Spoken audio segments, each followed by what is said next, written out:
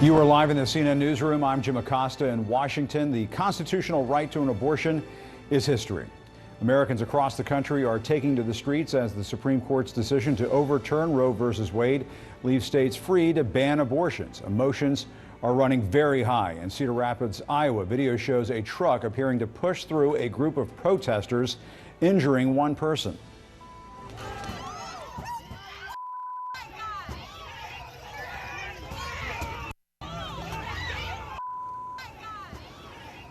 It's lucky it didn't get worse than that. Police say this followed verbal confrontations between the protesters and a driver. In Phoenix, a crowd of abortion rights protesters surrounded the state Senate building, banging on the glass. An official tells CNN law enforcement there used tear gas to disperse the crowd. An abortion ban is already in effect in at least 6 states, and as of today, 13 states have trigger laws banning abortions in light of the ruling. Some emboldened House Republicans want to take this one step further by pushing legislation to ban abortion at 15 weeks nationwide. Today, the United Nations and leaders around the world are blasting the Supreme Court's decision to overturn Roe v. Wade, calling it a huge blow to women's rights and gender equality. And CNN has a team covering today's protests happening across the country. Polo Sandoval is in New York, but we begin with Joe Johns, who is outside the Supreme Court. Joe? Well, Jim, we have certainly seen this crowd growing over the last several hours. It has been peaceful, but it has been confrontational. When I walked up, I saw people on either side of this issue essentially yelling and cursing at each other, but it has not gone physical. There's a lot of anger here. This is a mostly pro-abortion rights crowd.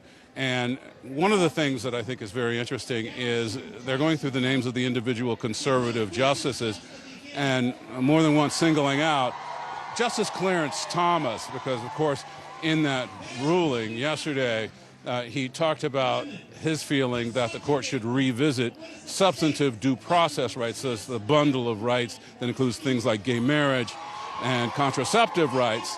And when I talked to one woman who flew up here just this morning from Dallas to participate in this demonstration and rally, she told me that one of the things that has motivated her the most is the fact that she feels this is more than about just abortion rights. Listen. Right now, I feel like my voice matters even that much more because, you know, considering my journey with the LGBTQ plus community, somebody a long time ago was doing this right here for the LGBTQ plus community when they tried to tell them who they could and could not love. And so I feel like now, even though people are connecting pro-choice with pro-abortion, which is a false narrative, it's not true. I'm not pro-abortion or anti-abortion. I'm pro-choice. My choices matter. Everybody's choices matter. And if you don't fight for them yourself, that's okay. We got you. We'll fight for your choices too. So I want to give you a sense of the crowd and just step out here and take a peek. There's someone speaking over there, and I don't think our camera can actually see, but you can hear him. Now, this crowd, I think, is actually smaller than what we saw yesterday. Still a very healthy number of individuals who decided to come out here. And they seem to come from both far and near, not just the Washington metropolitan area, but also all over the country, from what I can tell just talking to people on the ground. Jim, back to you. All right, Joe, thank you very much. Let's go to Polo Sandoval, who is following the protest in New York City. Polo, what are you seeing? Jim, that crowd here in the heart of Manhattan slowly beginning to grow as organizers actually taking that mic only a few minutes ago. We expect that crowd to continue to grow, very similar to what we saw play out yesterday here in the heart of Manhattan, as we saw thousands of very passionate demonstrators coming together, expressing their disappointment and their frustration. Important to mention, though, that New York City and state officials saw this ruling coming, so they took steps to ensure that women would still be able to get an abortion in New York State. In fact, just here on CNN yesterday, New York City Mayor Eric Adams telling our Wolf Blitzer that New York City has been and will continue to be a safe haven. And so as you kind of take in what's happening here, again, in the heart of Manhattan, it's important to remember, again, Jim, that the reason that many people are coming together here, according to what they've been telling me for some time now, is to stand in solidarity with women in other states. Some of those you just mentioned a little while ago, those trigger law states, making sure that women there know that they're not alone, and they hope that the voices that are ringing here today are heard all the way there. Jim. All right, Polo Sandoval, keep us posted on everything that's happening out there. Thank you very much. The court's decision to overturn a nearly 50-year-old ruling is producing a wild range of emotions, obviously. Democrats are showing plenty of outrage. You ain't seen nothing yet. Women are going to control their bodies no matter how they try and stop us. The hell with the Supreme Court. We will defy them. On the other side, Republicans are celebrating. They're celebrating the ruling, including Arkansas's attorney general, who got emotional while certifying a law banning abortions in that state. I can't wait for other women across Arkansas to have that same joy of seeing their child's face that maybe they would not have seen had it not been for today's decision. My next guest has spoken out about what life was like in the country before Roe versus Wade. Back in the 1960s, before lawyer Gloria Allred was a household name, she was raped at gunpoint, became pregnant, and had a back alley abortion. She later represented Norma McCorvey, the woman who would go on to be known by millions as Jane Roe. And Gloria Allred joins us now. Gloria, great to see you. You're the perfect person to talk to about all of this. I know this decision was devastating to you. It's almost hard to believe that this has happened. I think it's still being digested by millions of women across this country. Talk to me about how you're feeling right now about all this. Well, I'm feeling outraged. This is an unprecedented deprivation of women's rights.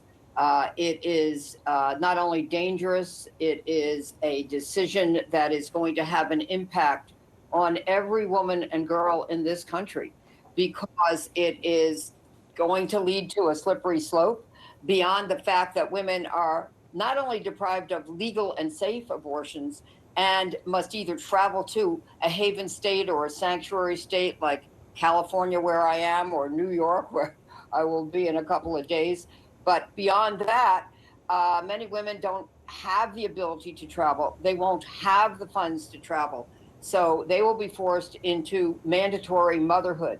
This is a decision that says states can decide that they don't trust women to make a decision about their own reproductive lives and their own future.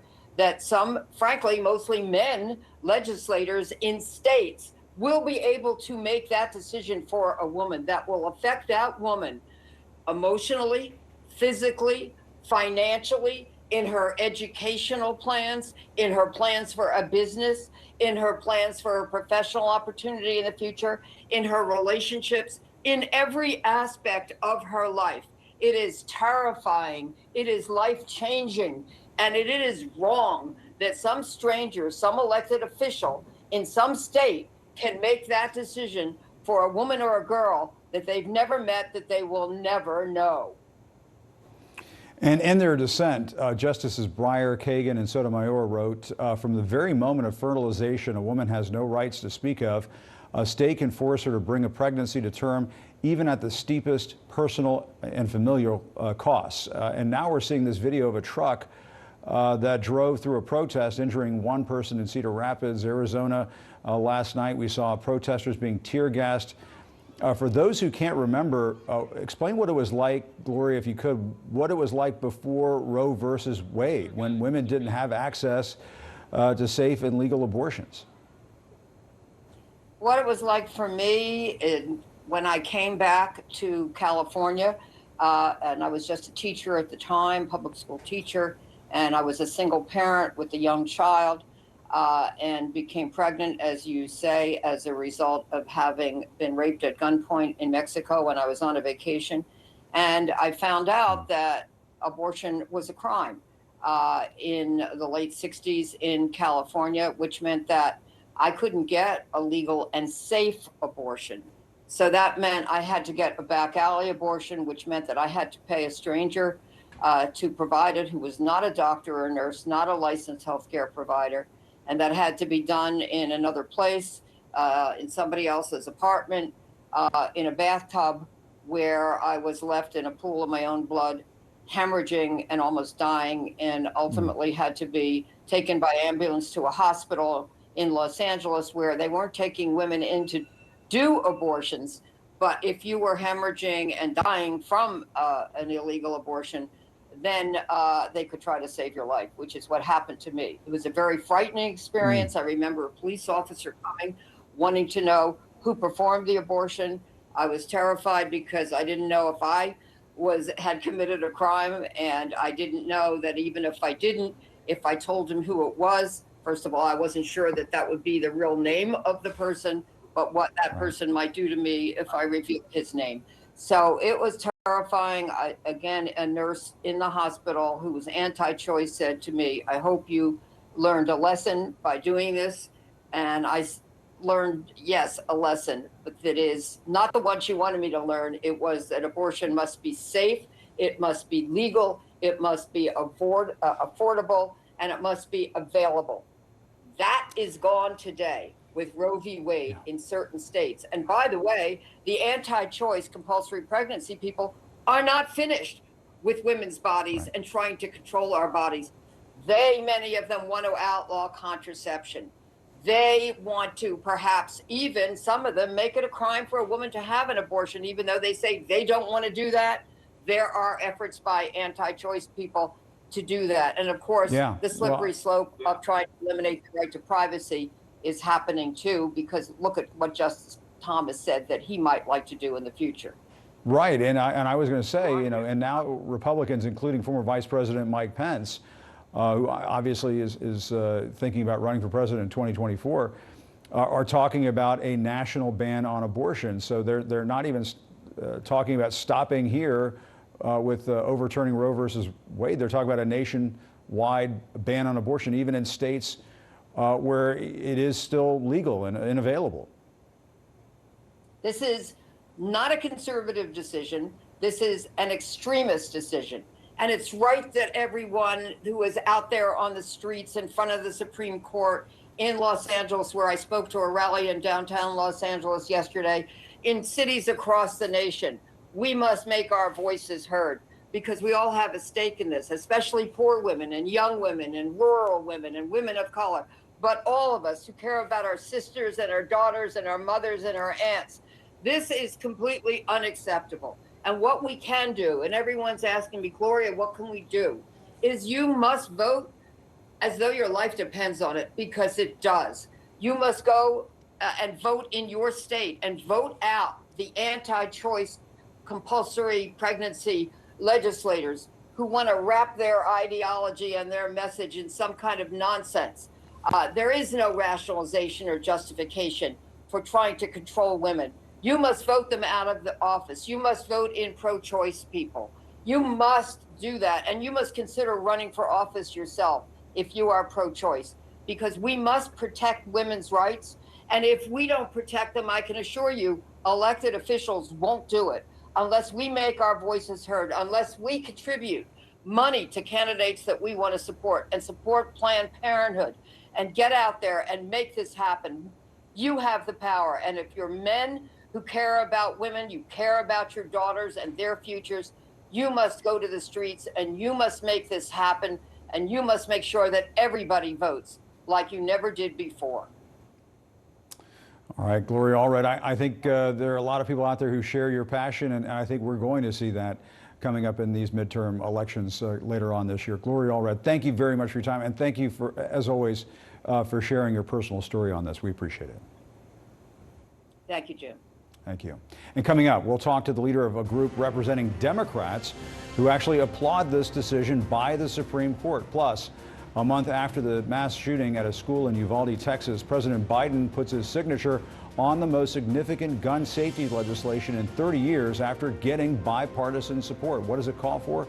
Talk about that next.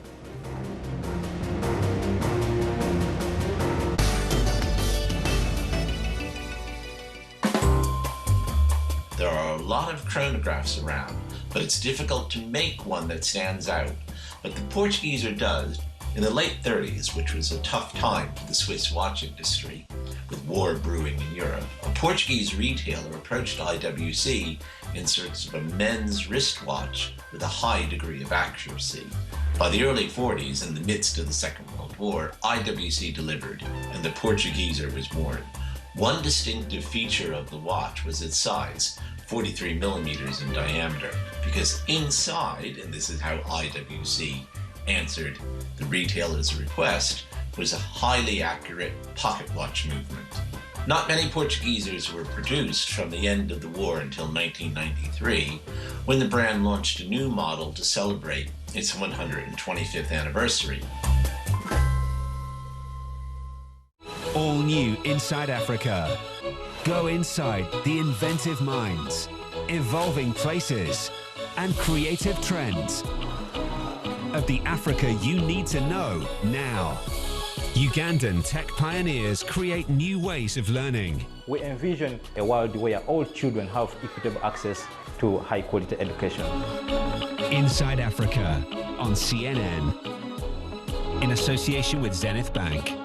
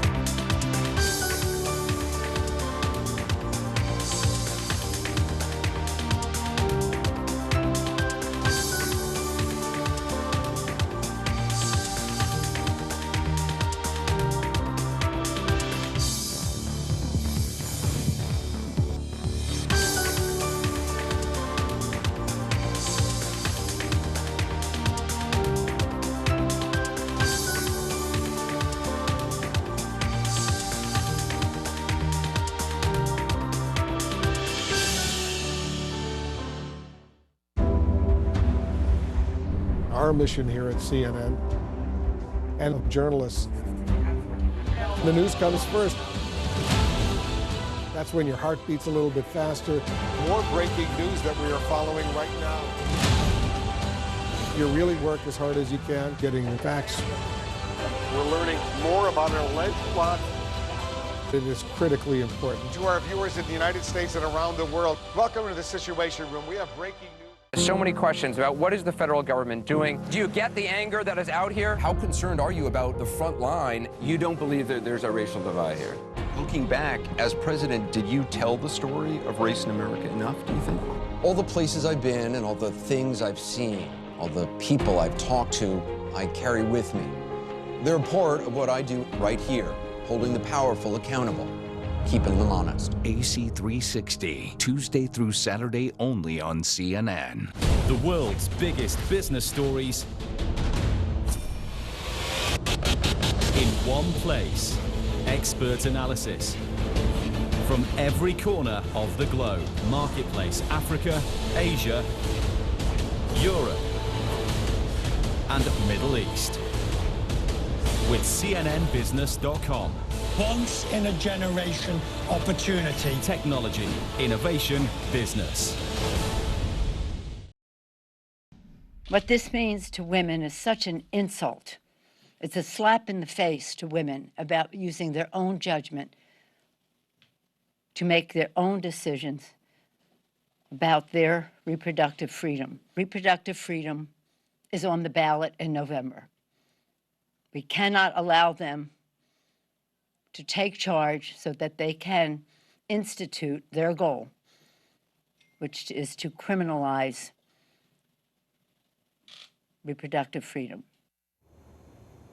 That was House Speaker Nancy Pelosi condemning the Supreme Court's decision to overturn Roe v. Wade, saying the future of reproductive rights is on the ballot in November. And joining me now is someone who represents a segment of the Democratic Party you don't always hear about, those that are anti-abortion and wanted to see Roe v. Wade overturned. Kristen Day is the executive director of Democrats for Life. And Kristen, I know you're very happy today with this decision. But you're a Democrat. Yes, I am a Democrat. I've been a Democrat since I started working on Dukakis campaign in 1988. Okay. But so let me ask you this. You're happy Republicans are celebrating, folks who are opposed to abortion are celebrating, but there are Republicans like former Vice President Mike Pence, who is thinking about running for president in 2024, who are now talking about taking this to the next level, a national ban on abortion. I guess, first of all, do you support that? Do you think that's a good idea? And do you think that the folks who are opposed to abortion are going to, I guess, stop after what happened, rest after what happened yesterday at the Supreme Court, folks like yourself? Right now, we just have to take a collective step backward and look to see how things play out in the states. I would not recommend, somebody asked me the other day, what would you recommend for Congress? And I say nothing. Just hold on, let the states see what they can do. You know, some states are going to have abortion legal, some are not. And what we need to do in the states and right now is making sure that every woman who becomes pregnant has the support to carry that child to term, and work on making sure that we have paid leave, making sure that we have child care, putting pregnant women in touch with places that will support them through that pregnancy and beyond. What about these 13 states, though, that had trigger bans in place for this very moment? We're putting this up on screen now. Other states have very old laws on the books dating back decades. I believe Wisconsin goes all the way back to 1849. Michigan goes back to 1931. And in many of these cases, there aren't going to be exceptions for rape or incest. And so, I mean, what do you say to a teenage girl who was raped by somebody in her family, is pregnant, and perhaps because of the state that she lives in, can't get an abortion? Yeah, those are very difficult decisions and very difficult circumstances. You know, the rape itself is very violent, and then to become pregnant from that is, you know, a double negative. But I think when you look at states like Louisiana, they actually, one of our pro-life Democrats amended the trigger law to allow for the morning after pill to be able to be prescribed to particularly victims of rape. So hopefully that a pregnancy would not occur. So I think there's a lot of things we can do to provide these protections and support for women. But there are going to be some states, obviously, where that is not going to be available. And that's our challenge, that we really need to There are going to be some girls who are going to be stuck in a situation here now. Go to all, you know, we need to work in all the states. And I mean, we have challenges in the blue states as well, not only the red states. And California, New York, New Jersey, Maryland, you put those states together, and that accounts for almost 40% of abortions nationwide. So in those states, we need to really do more to make sure that a woman feels like they do have a choice other than abortion. A lot of women in these states feel like the abortion's paid for, but there's not that support network for them to choose to carry the child to term. So we have different challenges in every state, and we're going to be active all over the country to try to ensure that people are doing more to support the pregnant women and the children as well. Here's what Democratic Senator Joe Manchin said about Roe versus Wade. Quote, it's been the law of the land for nearly 50 years and was understood to be settled precedent. As a Catholic, I was raised pro-life, always consider myself a pro-life, but I have come to accept that my definition of pro-life may not be someone else's definition of pro-life. According to the Center for Reproductive Rights, the U.S. joins only 3 countries, El Salvador, Nicaragua, Poland, that have chosen to roll back abortion rights since 1994. That isn't exactly stellar company.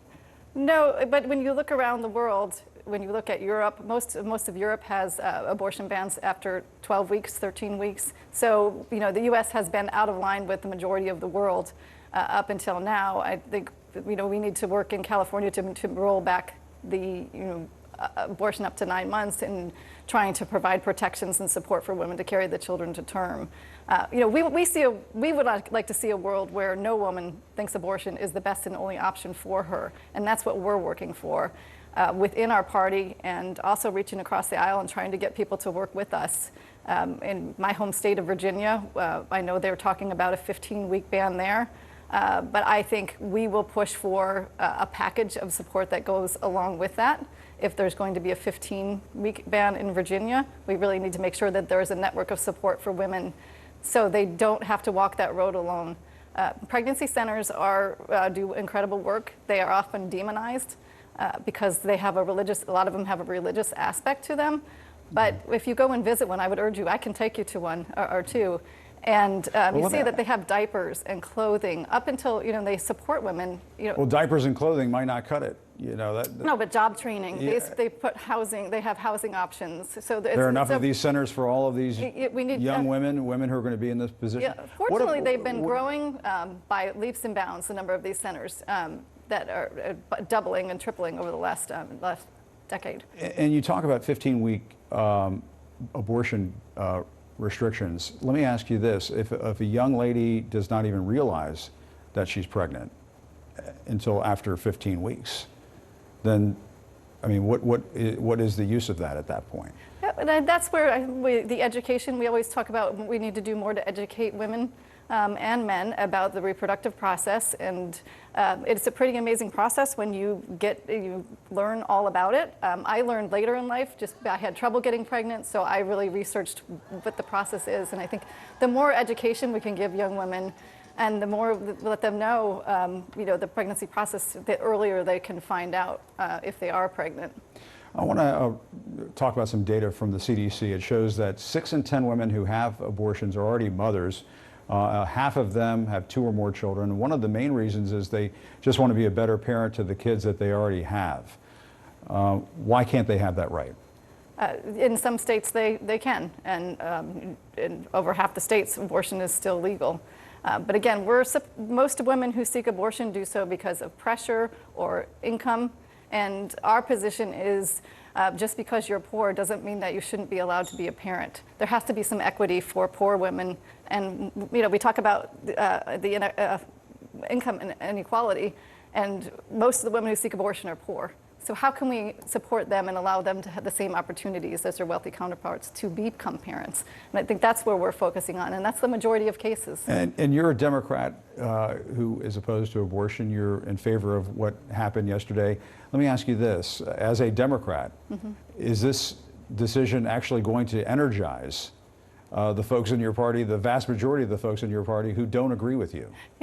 I think the Democrats have to be very careful, and I'll put my Democratic strategist hat on. Yeah. They have to be very careful about this issue, because with the push in New York and New Jersey and in Colorado, and really pushing the abortion extremism, as the abortion up to 9 months, eliminating regulations, that is pushing people out of the party. And there's been a real inhospitality in hospital for. I'm going to get in trouble if I don't jump in. Yeah, for pro-life Democrats to be in the party. But isn't that a bit of a straw horse argument, saying that there are all these people out there who want abortion available up until 9 months? No, I'm not saying that Yeah. people do. I'm just Yeah. saying that's what the laws are in some of these states now, that you can get an abortion up to the 9 months. Not that women are knocking out the door to do that, but again, back to the party. We're supposed to be a big tent party, and when you look around the country. And when you look what happened in West Virginia, for example, we used to have 78 Democrats there, and now we have 25. So what happened? I mean, what happened there? That's a strong pro-life state. When you look at Louisiana, we have a pro-life Democrat governor. He's the only Democratic governor in the South. So we have to think strategically about how we can win these races. We have a pro-life Democrat running in Alabama for governor right now, Yolanda Flowers. Are you glad that Amy Coney Barrett was essentially rammed onto the Supreme Court at the end of the Trump term? As a woman and a mother, I think it's amazing to have a strong, smart woman with a young family on the Supreme Court. So from that aspect, yes, it was pretty exciting to see her on the court. I can't imagine what your conversations are like with your fellow Democrats at dinner parties and so on. But Kristen, we'll have to leave it there.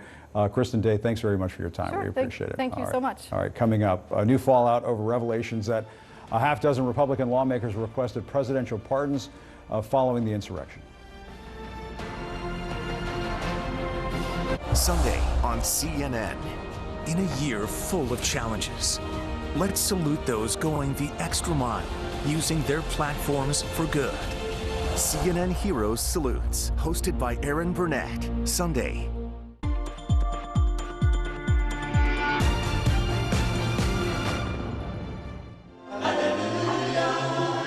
Nothing is ever given to you in life. If you want to be a great businessman, you got to put in the work. And the same applies to survivors of trafficking. My name is Given Kachepa, and I'm now a dentist in Dallas, Texas. I grew up in Zambia. We grew up very poor. I was trafficked into the United States by an organization known as TTT Partners in Education. The mission of the organization was to go to African countries and bring kids to America to sing in churches. We were singing in malls. We were singing in schools. So the ministry had different ways of making revenue, and yet those of us that were singing were not receiving a penny from that. My dental practice is based here in North Dallas. We've been here now 5 years. It's been an exciting, wonderful journey. My goal as a dentist in the future is opening up clinics in Zambia. We have 2 of them that we've built from the ground up. And being a business person today, I just cannot foresee a situation in which I would work somebody without compensating them for the work that they're doing. It's important to me that we all try to get along and make life a little bit easier for each other. Out front tonight, a potential breakthrough in treating coronavirus. We've gotten very little help from the federal government. Could all this spending lead to a bigger economic crisis? One of our viewers saw you last night on the show. She says she's going to pay your rent this month. Shut up. I want to go now to an incredible story of survival. Would you do it all again in terms of being a nurse, knowing that that could put you at risk for this? I want to help people more than I ever have. Aaron Burnett out front on CNN. I'm Ben Wiedemann in Ukraine, and this is CNN.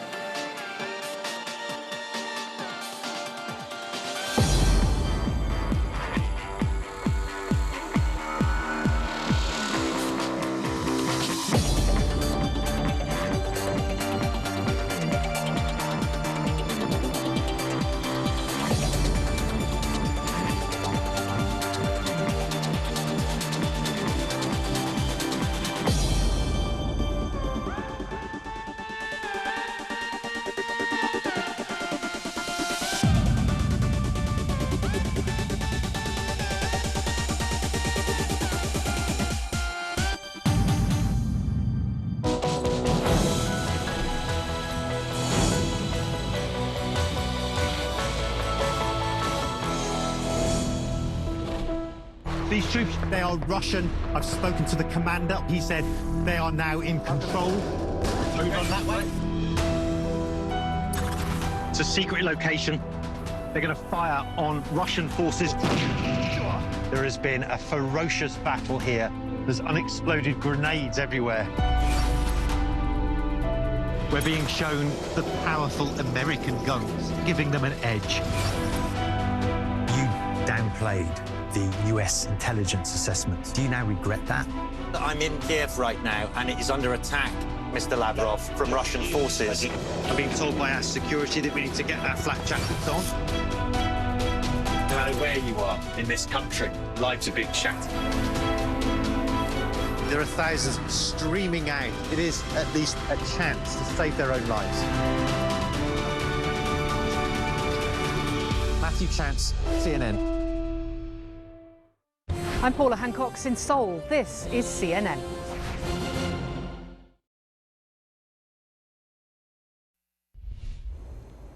This week, they named names. One of the big revelations out of this week's January 6th hearings was that 6 Republican members of Congress sought pardons after the violent storming of the Capitol on January 6th. Was Representative Gates requesting a pardon? Believe so. The pardon that he was requesting, was as broad as you could describe. Mr. Bakes did. Mr. Jordan talked about congressional pardons, but he never asked me for one. Mr. Gomer asked for one as well. And Mr. Perry asked for a pardon too. I'm sorry. Did Marjorie Green contact you? No, she didn't contact me about it. I heard that she had asked White House counsel's office for a pardon. Joining me now, Andrew McCabe, CNN senior law enforcement analyst and former deputy director of the FBI. Andrew, it must have been interesting to watch these hearings and watch some of this testimony in particular from your perspective.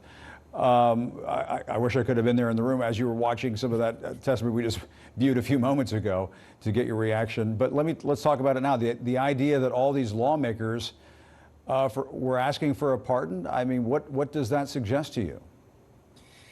Jim, it suggests what we call in the investigative and prosecutorial business as evidence of guilty knowledge, right? This is one that is exactly as it appears to be. People don't request pardons unless they have some concern that behavior and activities they were involved in might leave them susceptible to criminal accountability.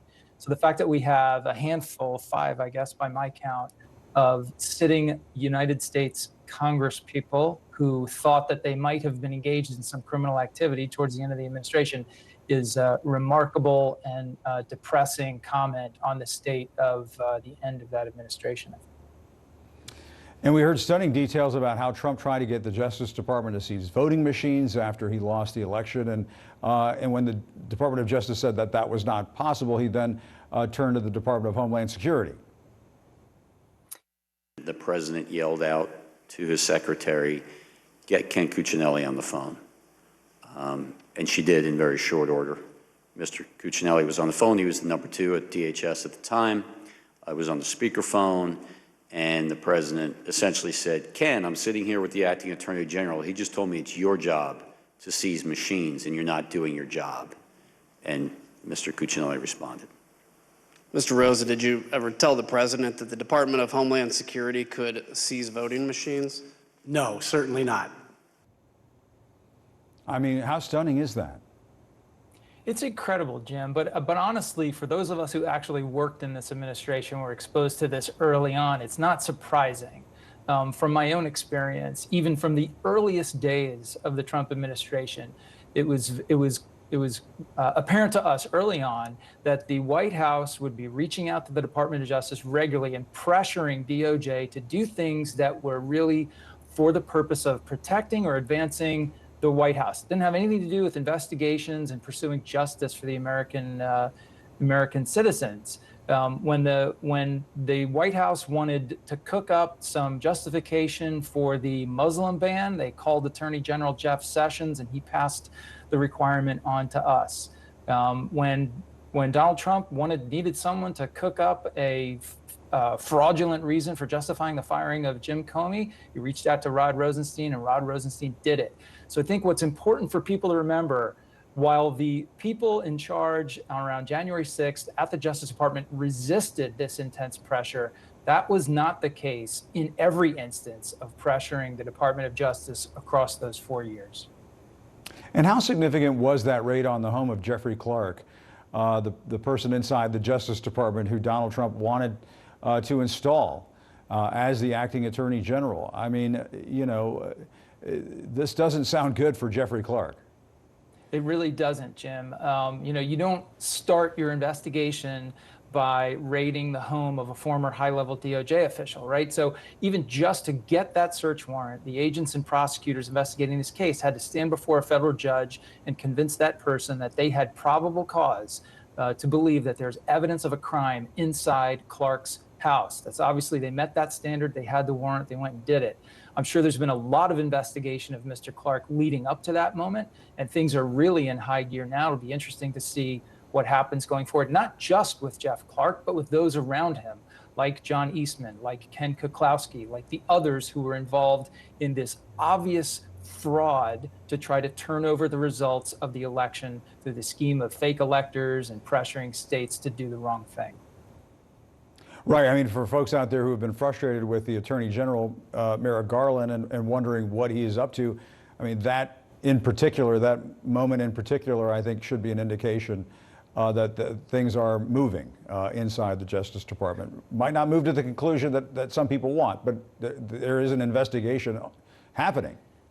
That's right. It appears, That's right. yeah. And let's hope that it's moving towards justice, right? We don't all get to weigh in and pick the result that we want, but it's good to know that this Justice Department has got agents at work out there picking up pieces of evidence, moving this case forward to find out exactly what happened, and hopefully to hold people accountable if a crime has been committed.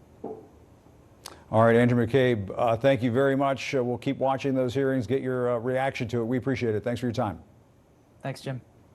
All right, coming up, the most significant gun legislation in 3 decades gets President Biden's signature.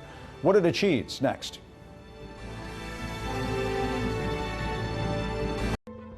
Connecting Africa in association with Afreximbank.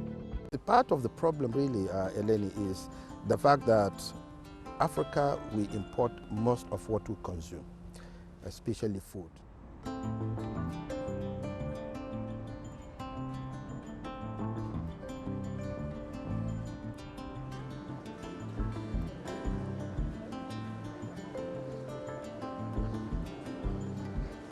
Africa imported over 55 million tons of wheat. The price, for example, got up from, say, average of $250 per ton to almost $600 per ton. A lot of the people cannot really afford that, and that is a big issue. That is why I keep saying that, we have to look inwards. We have to really do as much as we can to add value to what we have. We have to increase, production for food security. Connecting Africa in association with Afreximbank. I think that there's an understanding that wellness and fitness and well-being is important in a COVID world. And that is certainly what we're seeing. Not only are we seeing a significant demand for membership across our estate, but we're also seeing an increase in usage, existing members using the clubs more. And that on top of hybrid working. We've got lots of data that tell us that members are going to not go into the office as much. We're a suburban-based business. We're seeing people come and use the clubs differently. And that is all positive for us. So on the negative side, we've got an increase in the cost base. But on the positive side, we've got a greater demand for what we're offering. I think someone has to be absolutely committed to improving their mental and physical well-being. But we will hold their hand every step of the way.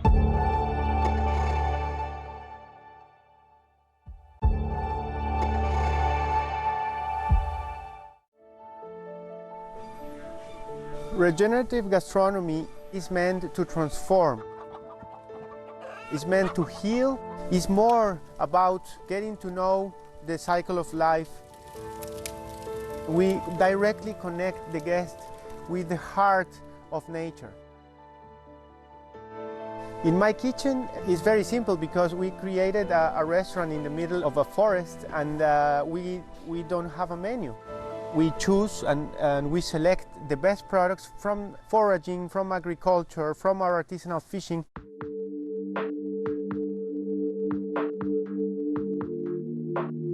The world is going after 20 types of crops, but there are 8,000 types of edible plants in the world. We're losing biodiversity, and of course I'm afraid. United Nations is telling us that there are 60 harvests left for us. We need to solve the problems. The solutions have to come from us. Gastronomy plays a big role in the good health of ecosystems. The more plants, the more climate-proof we are. The more resources we have, the more carbon we sequestrate, the more food we can get.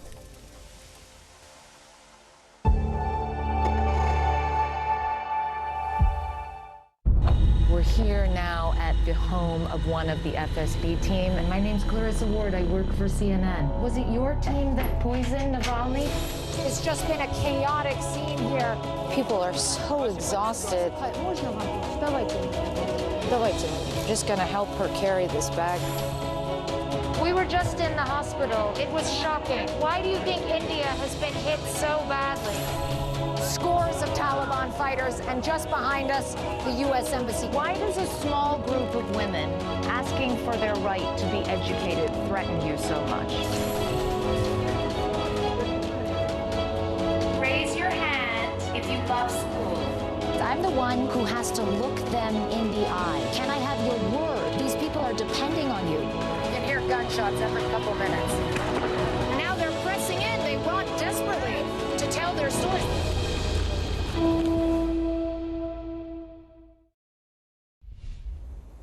Just hours ago, President Biden signed into law the first major federal gun safety legislation to pass through Congress in decades. The legislation covering one of the most contentious issues in the nation came together in the wake of the shootings in Uvalde, Texas, and Buffalo, New York. White House correspondent MJ Lee is in Austria, where the president is heading right now as he starts a week of European summits. MJ, I'm familiar with that backdrop there. It looks like you guys have some nice surroundings for all of this. But getting to this legislation, which, I mean, it came through Congress in a surprising bipartisan fashion. The bill was done with support from both sides of the aisle. It does fall short of what the president and Democrats were pushing for, but it is a bipartisan achievement. There's just no question about it. Yeah, absolutely. You're right that it doesn't get everything done that the president might have wanted or advocates and other Democrats, but they're very significant because, as you say, it is very, very difficult in Congress to see something meaningful and bipartisan get through Congress. It has been so elusive in Washington for so many years. The president himself is certainly very familiar with that dynamic. And the president today saying in an address before leaving for Europe that he believes this bill is going to end up saving lives. Take a listen. Their message to us was do something. I don't know how many times we heard that. Just do something. For God's sake, just do something. Well, today we did. While this bill doesn't do everything I want, it does include actions I've long called for that are going to save lives.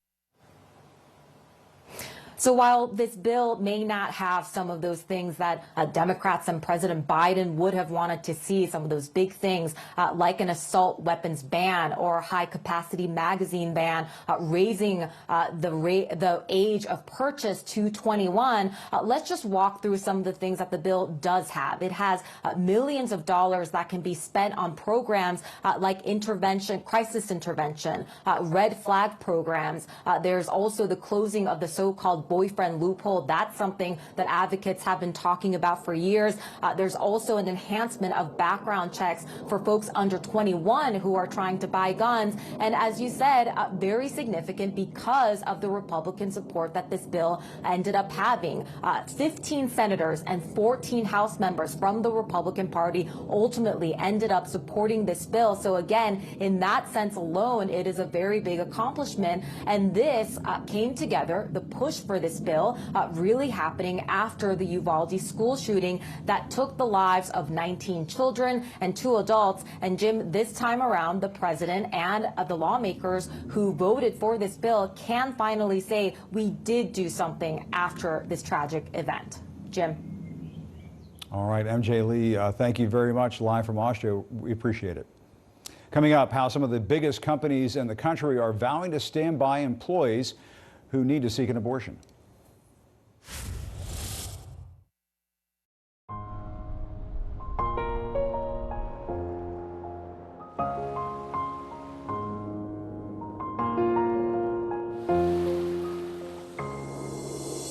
We share this place, we all belong.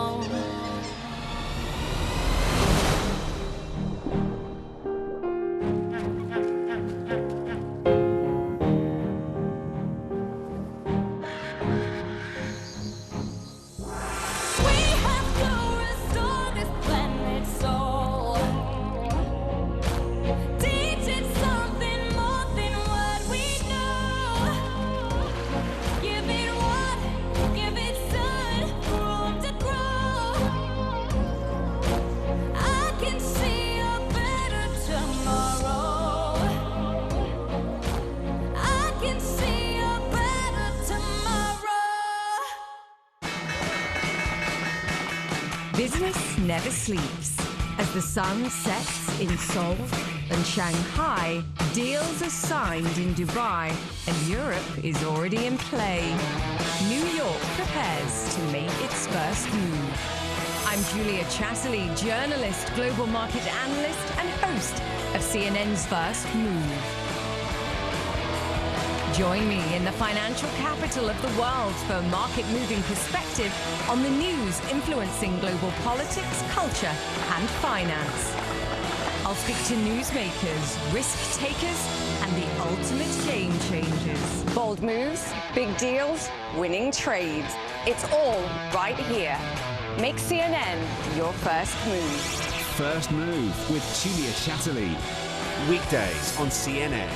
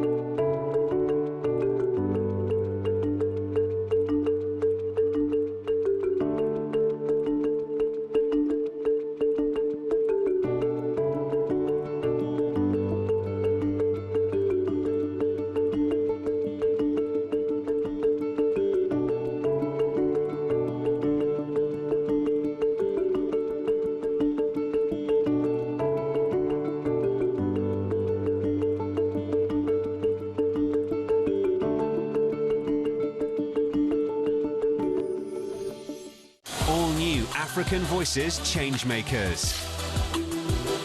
Create opportunities. Impact communities. Transform lives. Pro athletes set up sports academies to elevate young players. The Uprise is the avenue to get as many people as possible the opportunities that they ordinarily wouldn't have had. African Voices Changemakers, only on CNN in association with Glow. The world's biggest business stories in one place. Expert analysis from every corner of the globe. Marketplace, Africa, Asia, Europe, and Middle East. With CNNBusiness.com. Once in a generation opportunity. Technology, innovation, business. Sunday, shockwaves as the U.S. Supreme Court overturns Roe v. Wade. A look at the controversial decision. When it comes to limits on abortion access, is America exceptional? Fareed Zakaria, GPS, Sunday on CNN. I'm Hadass Gold in Jerusalem, and this is CNN.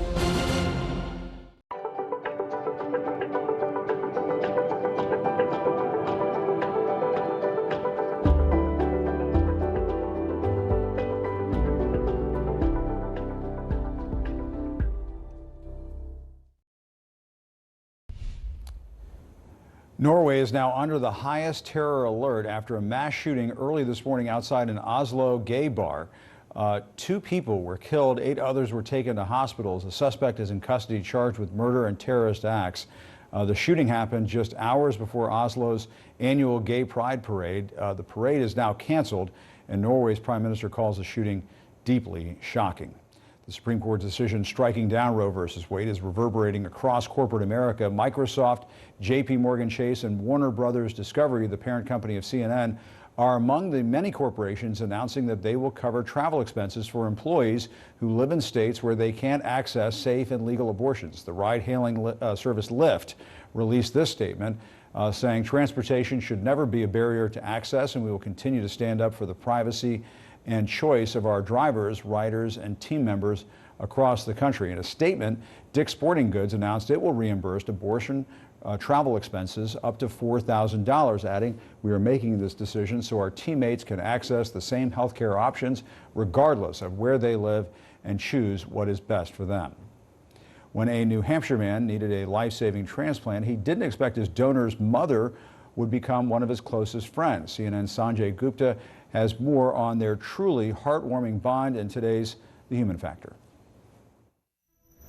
Heart failure is miserable. Imagine breathing instead of being able to take a deep breath and exhale, you're just doing very short breath.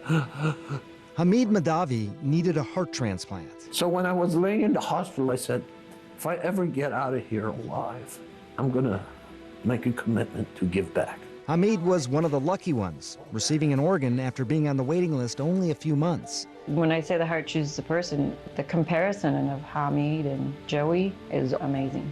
The heart had belonged to Charlene Slaver Roosevelt's 23-year-old son, Joey, who had been struck and killed by a car. Hamid and I developed this relationship. It's not just the man that carries my son's heart, but I've learned to love the man.